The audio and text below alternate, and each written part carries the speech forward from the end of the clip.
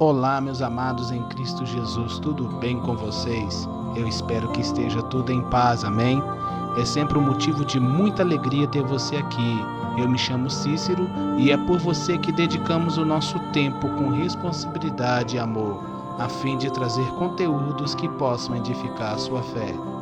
Se essa é sua primeira vez aqui, seja bem-vindo ao meu canal Teólogos Revelando, um espaço de esperança e paz. Sinta-se à vontade. Já gostaria de pedir para você deixar o like, se inscrever no canal e ativar o sininho de notificações para você não perder nenhum vídeo e nenhuma novidade, amém? Desde os séculos XIV até o século XVIII, período que se estendeu à modernidade, um período marcado pelas revoluções e pelas reformas religiosas, e pela ruptura entre o Estado e a religião. Os intelectuais e acadêmicos do período da modernidade desvinculou do passado e do terror da era medieval, que foi conhecida por eles de Idade das Trevas. Esse rompimento com a igreja surge o advento da literatura clássica e da racionalização, e nasce o progresso científico. Criou-se então um antagonismo entre ciência e religião. Com métodos cartesianos, através de metodologia científica, estava nascendo ali uma nova forma de abordagem com o conhecimento e com a teologia e com os estudos das Sagradas Escrituras. Só era relevante e científico aquilo que poderia ser comprovado cientificamente, removendo do texto bíblico os milagres e tudo aquilo que não poderia ser comprovado historicamente, reduzindo a Bíblia a um livro de ensinamentos morais e ético. Surgem então as promessas da ciência de solucionar todos os problemas, e com alguns séculos de progressão científica, a humanidade estaria num estado de transformação absoluta. A democracia dos estados e as revoluções científicas resultou na culminância de duas guerras mundiais. Logo após as duas guerras, surge então o desapontamento com o Estado e com a ciência, criou poderes bélicos como a bomba atômica que foi lançada em Nagasaki e Hiroshima. Agora o homem se encontra desapontado com o progresso científico, velando Deus em seu túmulo. A morte de Deus foi dita pelo filósofo Nietzsche, a famosa frase "Deus está morto". Entra-se então em um colapso e uma crise de identidade terrível. Por um lado, as evidências da razão e por outro, a necessidade de transcender o espírito. E com esse estado de espírito que o homem adentra o século XXI, século marcado pelas mudanças radicais da forma do homem se relacionar com o mundo e com os demais que estão à sua volta. Segundo Bauman, que nomeou a sociedade pós-moderna como a sociedade líquida. São essas questões que vamos refletir sobre o vídeo de hoje. Solta a vinheta.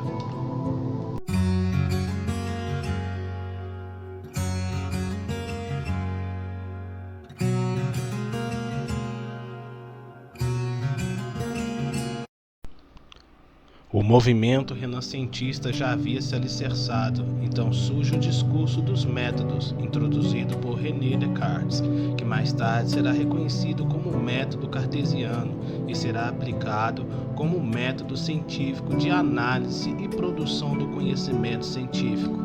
Lembrando que o período renascentista se inicia no século XIV e se estende até o século XVIII. A razão e a ciência agora ressignifica a história, e não somente a história, mas também a Bíblia Sagrada e a espiritualidade. Teólogos do período da modernidade estavam diante de uma mudança de cenário e havia uma necessidade urgente de encontrar métodos científicos de abordagem e de interpretação bíblica, levando a teologia para os campos da erudição. Apesar que a apologética cristã surgiu nos primeiros séculos da era do cristianismo, houve-se então uma necessidade de agregar apologética à interdisciplinariedade das ciências, a fim de expandir campos dos estudos e da investigação minuciosa da história e das evidências. Além dessas mudanças de paradigmas, não podemos esquecer que nos meados do século XVIII houve na Inglaterra e nos Estados Unidos da América grandes movimentos religiosos de avivamento espiritual, nos movimentos protestantes. Esses movimentos foram importantíssimos, pois conseguiu reacender a fé e o desejo ardente de retomar os estudos minuciosos das Escrituras Sagradas. Logo após as grandes guerras mundiais, o homem contemporâneo é tomado pelo sentimento de desapontamento com o Estado e com as progressões científicas das armas bélicas, com destaque à bomba atômica que já foi descrita. Logo após a Segunda Guerra Mundial, nasce então o broto dos direitos humanos e também uma nova forma de interpretação da história, que se originou por Marc Bloch, um judeu que foi assassinado pelos nazistas pelo fato de ele unir-se à resistência francesa. Seu sucessor, que deu continuidade aos estudos, Lucien Febvre, que dá origem à nova escola da historiografia dos análises. Juntamente com os direitos humanos, vem a grande luta do capitalismo e comunismo. Nesse período da história, o homem se encontra confuso, pois ele está diante das evidências da razão e do progresso e diante da necessidade de transcender seu espírito. Mas ele já não tem mais firmeza nos princípios religiosos, e exatamente nesse estado de confusão e de vazio e com a necessidade de transcendência que o homem adentra o século XXI. Século marcado pela desconstrução de valores, marcado pelo rompimento dos princípios do patriarcado, e marcado pela forma líquida das suas relações.